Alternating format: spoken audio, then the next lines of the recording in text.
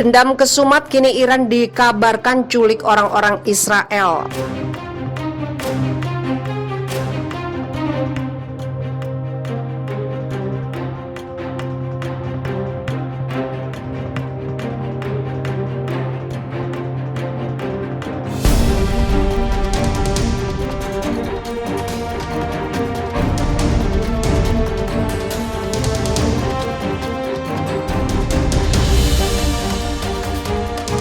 Kawasan Timur Tengah hingga kini masih panas dibakar kobaran dendam antara Iran dan Israel. Iran mengacungkan telunjuknya pada Israel atas tuduhan sabotase situs nuklir utama milik Iran, Natanz, yang terjadi beberapa waktu lalu. Geram dengan aksi Israel, Iran bersumpah akan membalas dendam serangan Israel. Pernyataan itu digadang-gadang akan menjadi awal dari episode baru dalam perang rahasia Israel-Iran yang telah berlangsung lama.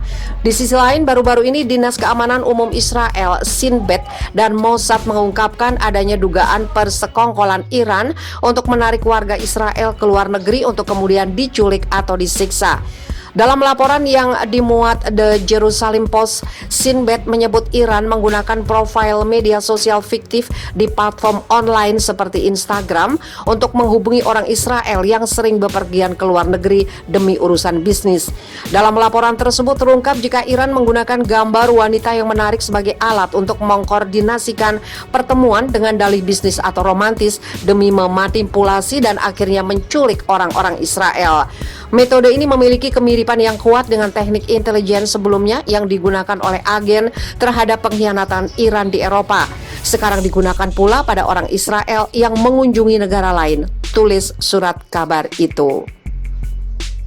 Sebagaimana dikutip pikiranrakyat.com dari Middle East Monitor, dengan adanya pernyataan itu timbullah kekhawatiran nyata bahwa aktivitas agen Iran dapat mengarah pada upaya untuk menyakiti atau menculik warga Israel di negara-negara yang Iran aktif di dalamnya, termasuk negara Arab Teluk.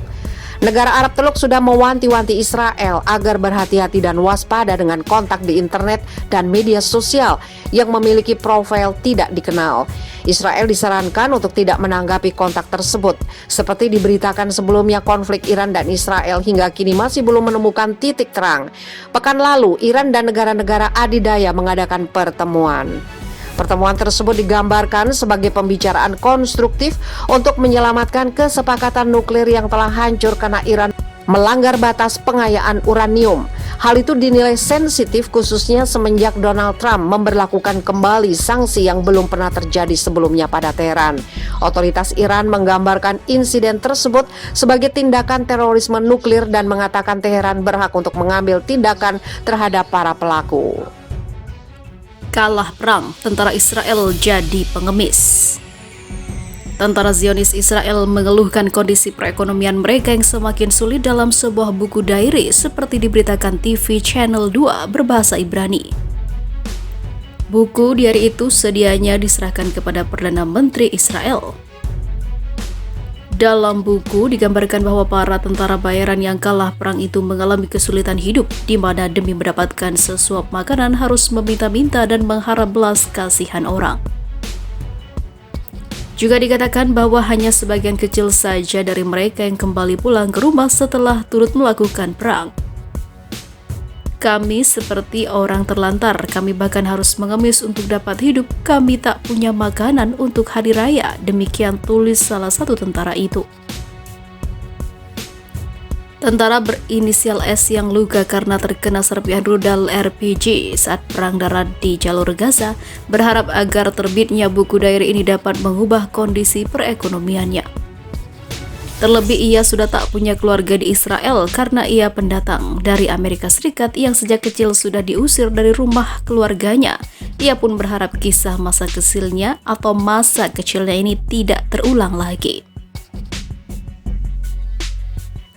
Sementara itu, Erdogan tampar keras Israel. Kalau mau dekat dengan Turki, merdekakan dulu Palestina, ungkapnya. Turki mengatakan mendukung normalisasi hubungan dengan Israel, namun harus digarisbawahi. Ankara menegaskan kebijakan pendudukan Israel terhadap Palestina menjadi alasan mereka belum bisa melakukan normalisasi penuh hubungan dengan Israel. Turki sejatinya sudah memiliki hubungan diplomatik dengan Israel, tapi hubungan diplomatik kedua negara berada di titik nadir setelah Turki mengusir duta besar Israel di Ankara pada tahun 2018 sebagai respon atas aksi keras Tel Aviv terhadap demonstran di Gaza yang menghabisi 60 warga Palestina. Israel kemudian merespon dengan mengusir duta besar Turki di Tel Aviv yang menandai bekunya hubungan diplomatik kedua negara. Turki pada awal tahun telah menunjuk duta besar baru untuk ditempatkan di Tel Aviv. Meski demikian, hubungan kedua negara belum kembali normal. Ada masalah, jika bukan karena mereka, kami akan memiliki hubungan yang sama sekali berbeda dengan Israel, kata Presiden Turki Recep Tayyip Erdogan dalam sebuah pernyataannya.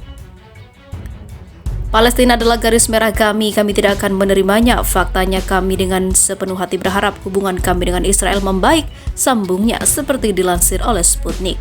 Proses perdamaian Israel-Palestina telah lama terhenti karena kedua belah pihak menolak untuk berkompromi tentang masalah-masalah yang penting bagi mereka. Salah satu tujuan utama pihak Palestina adalah untuk memulihkan perbatasan sebelum Perang 6 Hari pada 1967 dengan kemungkinan pertukaran teritorial. Palestina berharap untuk mendirikan negara mereka di tepi barat dan di jalur Gaza dengan Yerusalem Timur sebagai ibu kotanya. Israel di sisi lain menentang gagasan untuk memulihkan perbatasan sebelum 1967 dan bahkan lebih memusuhi gagasan berbaka Yerusalem yang mereka anggap sebagai ibu kota bersejarah dan tidak berbagi. Meskipun sukses melakukan normalisasi hubungan dengan beberapa negara Arab dalam beberapa bulan terakhir, masih terhentinya pembicaraan damai dengan Palestina merusak prospek peluang Israel untuk menormalkan hubungan dengan banyak negara Arab, termasuk juga dengan negara Turki. Di sisi lain, Turki bersumpah bangun kekuatan Islam melawan Israel. Pemerintah Turki bersumpah akan memobilisasi kekuatan dari negara-negara Islam untuk melawan langkah Israel yang akan menganeksasi atau mencaplok beberapa wilayah tepi barat Palestina. Hal itu disampaikan Menteri Urusan Agama Turki Ali Erbas. Perjuangan kita akan berlanjut sampai Yerusalem benar-benar bebas, katanya. Erbas mengatakan bahwa Yerusalem adalah nilai universal. Peradaban Islam memiliki ingatan akan pengetahuan dan nilai-nilai sejarah dan bahwa tidak pernah mungkin bagi Muslim untuk menyerah atas kota yang diberkahi, ujarnya. Hal yang sama juga dikatakan Menteri Luar Negeri Turki Mevlut Cavusoglu bahwa pada pertemuan Komite Eksekutif, Turki meletakkan dukungan penuh di belakang Palestina dalam melawan aneksasi Israel terhadap wilayah tepi barat. Umat komunitas Islam tidak akan pernah menyerah untuk negara Palestina yang berdaulat dengan Quds Al-Sharif sebagai ibu kotanya. Katanya, Quds Al-Sharif adalah nama lain untuk kota Yerusalem. Erbas yang juga seorang profesor menunjukkan bagaimana pemerintah Turki berusaha mengadopsi perjuangan Palestina dan menjadikan Yerusalem sebagai alasan menyatukan umat Islam Timur Tengah untuk melawan Israel.